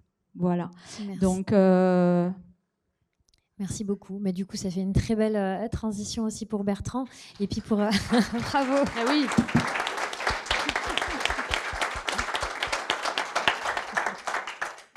Voilà, pour casser les codes, il faut être en haut, voilà, pour les comprendre et puis pour comprendre les problématiques que les femmes vivent au quotidien et qu'on ne nous demande pas voilà, de cautionner plus de risques, parce qu'on prend les mêmes risques finalement que les hommes. Et donc, tu parlais des talents. Et c'est pour ça que je voulais aussi laisser la parole à Bertrand. Et juste avant de te laisser la parole, je voulais juste rebondir aussi sur ce que tu disais à Vivatech. Et j'ai trouvé aussi la question de Tatiana Jama face au président sur les fonds. Voilà, les fonds aussi qui investissent sur nos startups françaises sont des fonds très peu européens, encore beaucoup d'Américains. Et donc elle a posé la question sur plus de fonds français, européen et plus de financement vers les femmes. Donc c'est vrai que c'était un moment aussi où les femmes ont été mises en valeur par notre première ministre, par ces entrepreneurs. Elisabeth Borne qui a annoncé, qui a réannoncé Tech pour toutes. Elle a aussi des grandes ambitions. On espère que ça sera atteint et que les femmes, les jeunes femmes vont y aller. Mais voilà, on attend et on espère que les moyens seront suffisants aussi pour les pousser, les accompagner. Exactement. Donc voilà, encore un bon moment. Et puis la femme était mise en valeur. Et donc on parle des talents. Donc Bertrand, on voulait te laisser la parole parce que toi, tu as depuis la création de Gigot fait en sorte que le collectif soit riche de ses talents. Parce que ça peut paraître comme ça un peu bateau, mais finalement, toi, tu as réussi à le faire et tu as vu qu'il y avait quelque part derrière des résultats. De la performance, mais aussi de la résilience, notamment pendant le Covid. Tu as vu vraiment que cette solidarité, cette multiculturalité a été un grand plus pour ton équipe. Est-ce que tu peux nous en parler ? Oui. Mais avant, je voulais juste te dire que, par exemple, le métier de photographe dans les années 90, c'était 85% d'hommes. Aujourd'hui, c'est 50-50. Donc, dans les carrières artistiques, les femmes apportent quelque chose. Vraiment, une sensibilité, par exemple. Donc avant, on avait toujours des photos faites par des hommes, comme ça. Donc les femmes, les femmes ont apporté vraiment artistiquement quelque chose. Voilà. Donc ça, c'est un métier où au moins on a senti que ça dopait le métier et ça poussait les hommes à s'ouvrir un peu artistiquement sur autre chose que ce qu'ils avaient appris. Voilà un POC, prof of concept. Merci. On peut le faire. Oui, après la diversité, chez nous, il y a à peu près 25% des gens qui sont d'origine étrangère ou qui viennent directement de l'étranger. On a également des personnes qui ont des bacs plus 6 et d'autres rien du tout. On a un métier aussi interne qui se perd, donc on fait de la formation parce qu'on ne forme plus des gens à développer des photos, par exemple. Donc nous, on les forme en interne. Et donc là, on va prendre des gens qui ont des diplômes ou pas du tout. Parce que pour eux, c'est une nouvelle carrière qui s'ouvre. Donc après, la diversité des personnes étrangères, déjà, moi, je viens d'un milieu social où j'ai toujours vu ça autour de moi. Donc je retrouvais mes copains d'école, en fait, et je me sentais pas bien qu'avec une seule couleur. Et puis dans la photographie, c'est bien le noir et le blanc, mais c'est bien la couleur aussi. Et donc, on a tout de suite intégré un maximum de différences sociales, mais aussi de couleurs. Et ce qu'on s'est rendu compte dans les moments difficiles, on a pu le valider, parce qu'on a un phénomène saisonnier, où on fournit 8 fois plus de travail pendant 4 mois que pendant le reste de l'année. Donc on a un pic d'activité qui est colossal, très difficile à gérer, au niveau technique, mais au niveau humain aussi. Donc là, il faut vraiment que le sérail soit bien là. Et donc, et également pendant le Covid, où, par exemple, les personnes qui viennent de l'étranger ont adoré être en France, parce qu'ils avaient un feedback avec leur famille en dehors de la France, où le traitement humain n'était pas le même. Et je vais prendre des exemples. Les tickets restaurants, ils ne comprennent pas pourquoi une société abonde vers un ticket restaurant.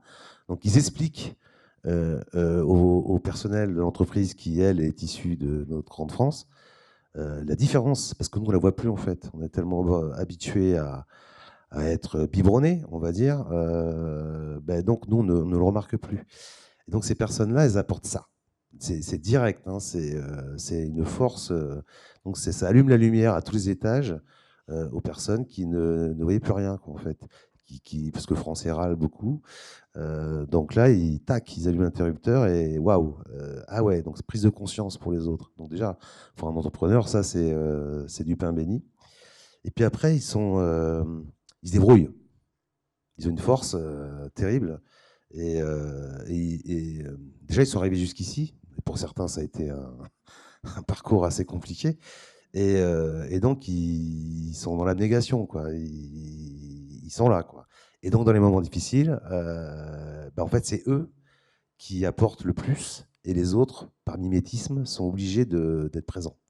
Donc ça, pour moi, c'est des locomotives. Et tu avais un Uruguayen qui avait Oui, bouleversé l'exemple, aussi. alors un Uruguayen sans papier, donc là, compliqué. Donc on me présente quelqu'un qui n'a pas de papier. Bon, c'est quand même pas simple de dire, bon, comment on va faire? Donc, heureusement, on est en France quand même. Donc, il a fait un stage de français via le Pôle emploi, parce que je dis, moi, je te prends, il n'y a pas de problème. Tu vas faire un job un peu bête pour le départ, hein, c'est emballer des commandes, hein, c'est con. Mais il en faut, il n'y a pas de sous-métier. Voilà. Mais par contre, il faut lire le français. Donc, tu vas faire un stage vite fait. Voilà. Je l'ai mis avec un Espagnol qui est chez nous, qui parle français et espagnol. Donc, je l'ai mis en binôme tout de suite avec un Espagnol pour que ça apporte, puisse communiquer plus facilement. Et il lui a appris le métier. Et donc, non seulement il a appris une langue, mais un métier. Puis après, il est devenu tireur-filtreur. Dans notre métier, c'est apprendre à travailler sur les photos avant de les développer. Et donc, lui, il est resté 5 ans chez nous. C'est un artiste à la base, un clown dans les hôpitaux dans son pays et un travail dans le cinéma. Et donc, en fait, on lui a servi déjà pour avoir des papiers, de rencontrer une personne, se marier avec, avoir un job, un nouveau métier. Et puis après, il est retourné faire ce qu'il aimait faire. Mais il ne nous a pas lâchés comme ça, parce que quand il est parti, il aurait pu le faire bye-bye. Non, on lui a demandé de rester 6 mois, donc 6 mois c'est long, pour former quelqu'un qui allait le remplacer, qui était un Français. Donc voilà, la boucle était bouclée. Et voilà, moi, c'est une très belle histoire. Et on a encore des rapports comme ça, on se voit de temps en temps. Et voilà, moi, je trouve ça, c'est génial.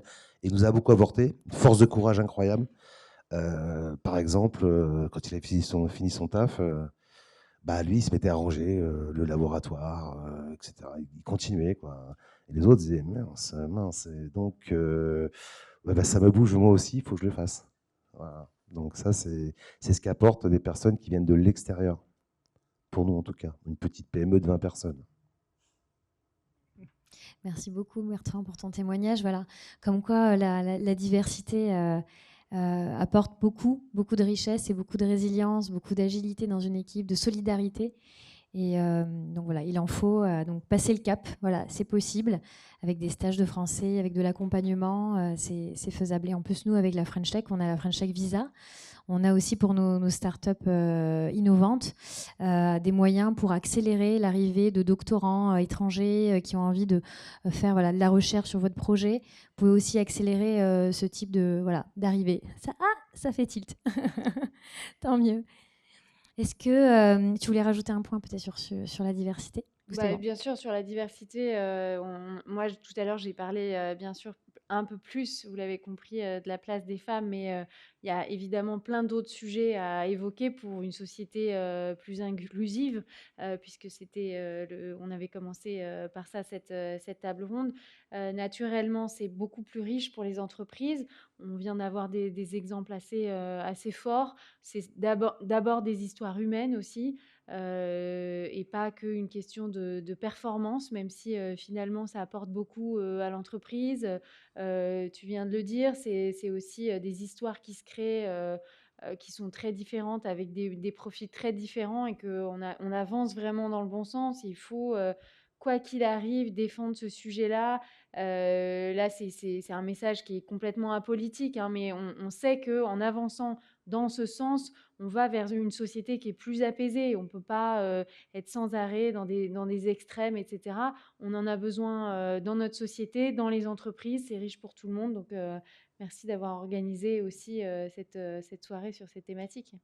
Avec grand plaisir. Merci beaucoup.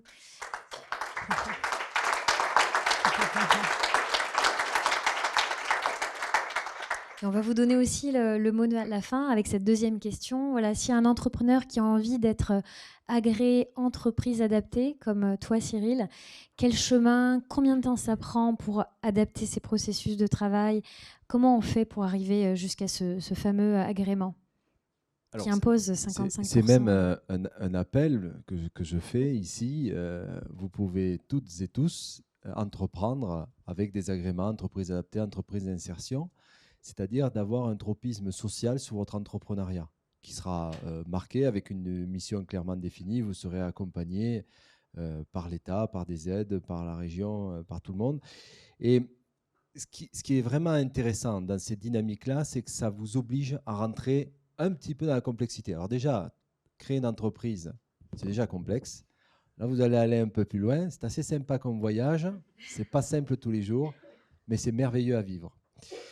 Donc, si vous voulez le faire, il n'y a aucun souci. Déjà, moi, je peux vous aiguiller là-dedans parce que on est une société normosée. Nous sommes tous, là, ici, malades des normes. Vraiment, nous sommes en plein dedans. Là, vous allez vous confronter à l'État et sa normose, voilà. Qui va vous rebuter, mais il faut persévérer, comme dans tout ce que l'on fait, d'accord ? Et continuer à persévérer, oser et aller jusqu'au bout. Et dans les entreprises adaptées, il y a plein de femmes entrepreneurs sociales qui réussissent super bien. Et la nouvelle présidente de l'Union nationale des entreprises adaptées, et c'est une première historique depuis les années 90, c'est une dame, Pamela Briand. Voilà. Et ça, on l'a fait vraiment pour donner cette dynamique-là et marquer de cette empreinte-là que l'on voulait tous ensemble co-créer et que c'était possible. Et nous avons été créateurs de possible. Donc allez-y, entreprenez, on en a besoin. Il y a 500 000 personnes en situation de handicap, demandeurs d'emploi inscrits à Pôle emploi. Il y a de quoi faire. Il y a du boulot partout. Donc allez-y, entreprenez, innovez socialement, si on peut. Inclusif, c'est encore mieux. Mais essayez de créer de la richesse de la manière dont vous pouvez. Surtout, allez-y, bousculez tout, changez tout. Et puis, on fonce. Hein. Et quand vous êtes un peu paumé, vous ne savez pas où vous allez trop et que vous vous dites il faudrait quand même que je sois responsable ou inclusif, parce que c'est facile de le dire, vous retournez, vous regardez au fronton de la mairie, il y a écrit le terme fraternité. Voilà, que ça essaye de vous allumer un petit peu les décisions, les actions, et vous verrez, tout se passera très bien. Bonne continuation et bon entrepreneuriat.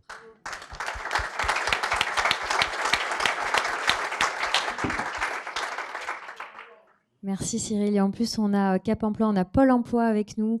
Voilà, ce sont deux organismes qui aident et qui vous soutiennent dans cette démarche d'inclusion de personnes en situation de handicap qui peuvent vraiment apporter à votre entreprise. Naïma, alors voilà, s'il y a des chefs d'entreprise, on a entendu ton message tout à l'heure, mais voilà, qu'est-ce que tu peux leur dire, le mot de la fin pour leur donner l'énergie de continuer? Toi, sportive. Et justement, c'est un marathon. Alors tout d'abord, il faut s'entraîner. Parce qu'effectivement, le chemin est long, mais ne jamais perdre espoir. Savoir s'entourer à titre personnel, à titre professionnel, intégrer des associations. Pourquoi ? Parce que c'est fédérateur, on ne reste jamais seul. Trouver du soutien. Moi, c'est grâce à tous ces réseaux locaux que finalement, au bout d'un moment, au bout de 20 ans, finalement, le visage est connu, on sait qui tu es, on connaît ta persévérance, on sait ce que tu as fait. J'ai rencontré grâce à ça le réseau des femmes Business Angels. Voilà, c'est des choses... Effectivement, je suis présidente, là, c'est récent, des femmes chefs d'entreprise. C'est une association qui existe depuis 1945. Combien le savent ici ? Personne. Oui, certaines. Mais quand même, ce sont des femmes, comme tu as dit tout à l'heure, Nila, ou comme tu as dit, Cynthia, tout à l'heure, qui ont œuvré pour qu'on puisse signer nos chèques, qu'on puisse avoir notre compte en banque à titre personnel que le revenu nous tombe sur notre propre compte bancaire. Et puis, voilà, pendant la Seconde Guerre mondiale, elles ont tenu les usines, donc elles ont été capables. Là, on leur a pas dit, ah ben non, hein, c'est pas possible. Comment vous allez faire pour gérer une entreprise? Mais non, elles y sont alliées, force de conviction, et ensemble, elles y sont arrivées. D'ailleurs, notre devise, faut pas que je me trompe, sinon je vais me faire gronder, c'est ensemble, nous sommes invisibles. Seuls, nous sommes... Ah, voilà, je me... Mais on va retenir. Ensemble, seuls, nous sommes invisibles, et ensemble, nous sommes invincibles. Le mot est peut-être fort, invincible, mais à l'époque, ça portait tout son sens. Voilà, donc, mesdames et messieurs, osez intégrer des réseaux dès votre plus jeune âge. J'ai envie de dire dès le lycée. Dès que vous êtes en troisième, il y a ce fameux stage que nous n'avions pas connu, notre génération, mais qui vous permet d'intégrer une entreprise et de poser des questions. Ça commence par là. Ensuite, il y a vos parents, vos amis. N'hésitez pas à les questionner. Entreprendre, oui, c'est prendre des risques. Mais finalement, dans la vie, on en prend tous les jours. N'est-ce pas, Cyril? Merci Naïma, merci.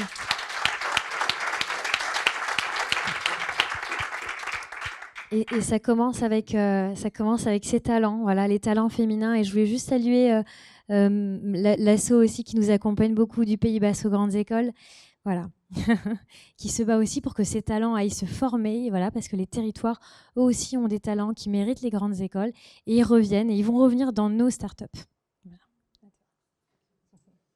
Alors pour les futurs entrepreneurs, ne vous découragez pas, comme a dit Cyril. C'est un long chemin, c'est pas un long fleuve tranquille. Si vous n'arrivez pas à lever des fonds, c'est peut-être que le projet n'est pas bon. Si vous n'arrivez pas à lever des fonds, c'est peut-être que vous n'avez pas rencontré les bonnes personnes. Associez-vous, parce qu'à plusieurs, on est plus fort. Associez-vous avec des femmes, s'il y a des hommes qui m'écoutent, ça peut le faire. Et puis les meilleures idées ne sortent jamais d'un seul cerveau. Donc ça doit nous faire phosphorer. Donc voilà, et puis peut-être qu'il faut avoir les idées de ses moyens et pas l'inverse, hein, comme le cinéma américain. Le cinéma français, c'est des grandes idées, le cinéma d'auteur avec des petits moyens. Donc ça, on sait qu'au niveau international, ça marche pas très bien. Et le cinéma américain, c'est des petites idées avec des grands moyens. Et ça cartonne. Donc voilà, il faut peut-être revoir aussi la manière dont... Voilà, ce que j'aimerais faire, c'est super. Enfin, vraiment une super idée. Puis il y a plein de gens qui ont plein d'idées. Par contre, ce que j'ai les moyens de générer avec mon petit cerveau et mes petits moyens financiers, c'est peut-être des fois des petites idées qui vont après vous donner la force parce qu'on se décourage. C'est difficile d'avoir des grandes idées et peu de moyens. Donc des fois, il faut prendre le problème à l'envers. C'est comme faire un régime. Il faut que je m'écoute. Maintenant, c'est difficile. C'est très difficile.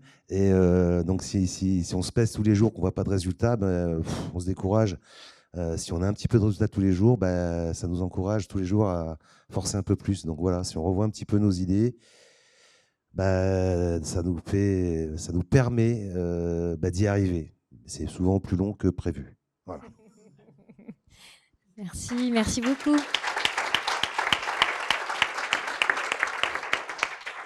Rapidement, ne pas oublier que tout ce qu'on dit là, ce sont les objectifs du développement durable, que je vous invite tous à apprendre, à connaître. Il y en a 17. Effectivement, Cynthia, tu l'as dit, l'égalité des chances et l'ODD numéro 5. ODD veut dire Objectif Développement Durable. Voilà. Merci de ces précisions. Je vais laisser le mot de la fin à Cynthia pour vous passer un petit message. Grande responsabilité. Alors, je crois que j'ai déjà passé mes messages, mais je vais peut-être juste vous raconter une anecdote. Puisqu'on parlait un peu de nos différents rôles. Je suis également maman. J'ai 3 enfants. Et un jour, j'ai ma fille aînée qui rejoint le conseil municipal des enfants. Alors, vous savez, le conseil municipal des enfants, c'est une grande responsabilité. En CM1, CM2, vous devez choisir, par exemple, les essences de plantes qui vont être plantées, etc. Et je la vois revenir extrêmement fière de ses responsabilités. Là, moi, vous avez tout à fait deviné que je suis féministe, puisque je suis pour l'égalité femmes-hommes. Je me dis, peut-être que j'ai une graine de femme politique. Alors, je la pousse un petit peu et je lui dis, alors, quelle est la plus haute fonction que tu pourrais briguer plus tard? Là, elle me répond, réfléchit un petit moment, elle me dit, femme de président. Alors, moi qui la bassine depuis qu'elle est comme ça sur le sujet, je tombe de ma chaise. Je dis, mais non, mais pas du tout. Enfin, ça serait présidente. Elle me regarde, me fait, bah, maman, mais ça n'existe pas. Donc, vous voyez, le sujet, on a vraiment besoin de l'adresser, même quand c'est tous les jours, ça avance très lentement, même quand c'est dans votre entourage très proche, parlez-en à vos proches, vous allez voir, parlez-en aux enfants. Je suis ravie, Manuela, de te faire rigoler. C'est une histoire authentique, hein, vraiment. Et on a vraiment besoin de faire passer ces messages, d'avoir des rôles modèles qui vont embarquer les jeunes générations. On essaye de leur parler tous les jours et vous voyez, les biais inconscients arrivent assez tôt. Il faut vraiment avancer sur ces sujets-là et on peut le faire que tous ensemble. Merci. Merci beaucoup.